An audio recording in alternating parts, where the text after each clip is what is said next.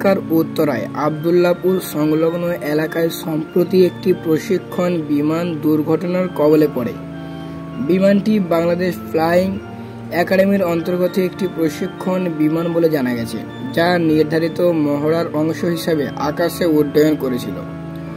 প্রত্যক্ষদর্শীদের মতে, সোমবার দুপুর আনুমানিক 1:20 বিমানটি হঠাৎ করে ভারসাম্য হারিয়ে নিচে নেমে আসে এবং একটি খোলা জায়গায় জরুরি অবতরণে বাধ্য হয়।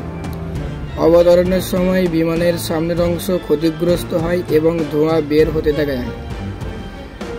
বিমানে তখন শুধু প্রশিক্ষণরত এক পাইলট উপস্থিত ছিলেন। দুর্ঘটনায় তিনি আঘাত পান এবং সাথে সাথে তাকে উদ্ধার করে উত্তরা মডেল টাউন এলাকায় একটি বেসরকারি হাসপাতালে ভর্তি করা হয়।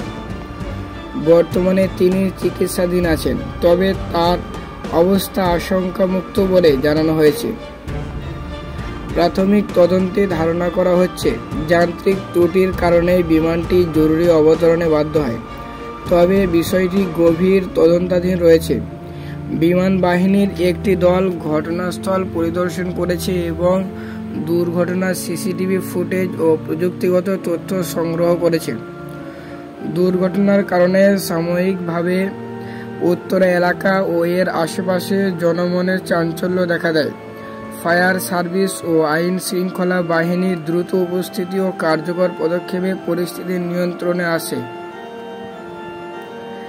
বাংলাদেশ বেসরকারি বিমান চলাচল কর্তৃপক্ষ CAAB জানিয়েছে, এটি একটি ছোট প্রশিক্ষণ বিমান ছিল এবং এক ধরনের মহড়া নিয়মিতভাবে চলে।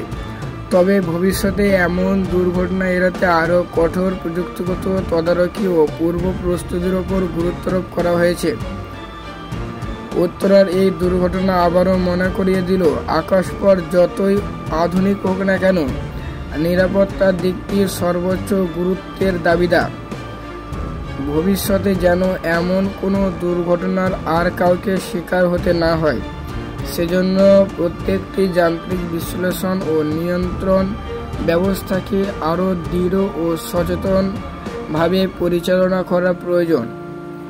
বন্ধুরা, এই ভিডিওর মাধ্যমে জানতে পারলেন বাংলাদেশের সম্প্রতি সময়ে দুর্ঘটনা হওয়া একটি প্রশিক্ষণরত বিমান কিভাবে এবং কোথায় আছড়ে পড়েছিল। যদি আপনারা এর আগেই বিষয়টা জেনেছেন, তো এইখানে মোটামুটি একটা তথ্য দেওয়া হলো।